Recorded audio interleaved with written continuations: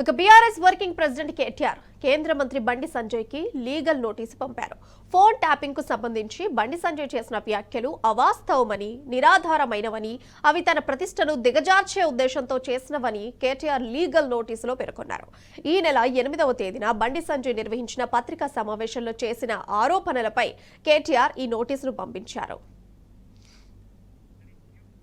ఇక బండి సంజయ్ చేసిన ఆరోపణలు నిరాధారమైనవని, దురుద్దేశపూరితమైనవని కేటీఆర్ తరపు న్యాయవాదులు నోటీసులో పేర్కొన్నారు.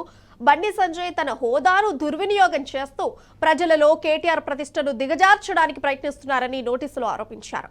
కేవలం రాజకీయంగా వార్తల్లో నిలిచేందుకు అడ్డగోలుగా ప్రాపగండా చేస్తున్న బండి సంజయ్ పదే పదే ఈ వ్యాఖ్యలు చేస్తున్నారని న్యాయవాదులు తెలిపారు.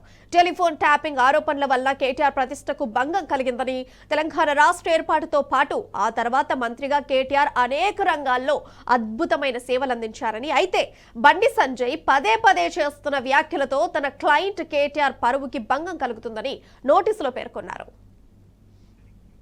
ఇక మీడియా సమావేశంలో బండి సంజయ్ చేసిన ఏ వ్యాఖ్యలకు కూడా ఎలాంటి సాక్ష్యాధారాలు లేవని, ఒక పార్లమెంటు సభ్యుడిగా, కేంద్ర మంత్రిగా బాధ్యత కలిగిన పదవుల్లో ఉండి మరొక శాసనసభ్యుడిపైన అసత్యపూరిత అడ్డగోలు వ్యాఖ్యలు చేయడానికి లీగల్ నోటీసులు న్యాయవాదులు ప్రస్తావించారు.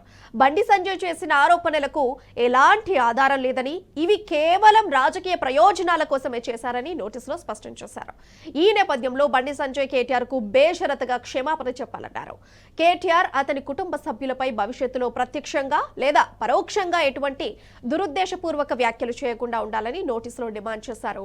నోటీసు అందిన 7 రోజుల్లో ఈ డిమాండ్లను పాటించని పక్షంలో చట్టపరంగా సివిల్, క్రిమినల్ చర్యలు తీసుకుంటామని హెచ్చరించారు.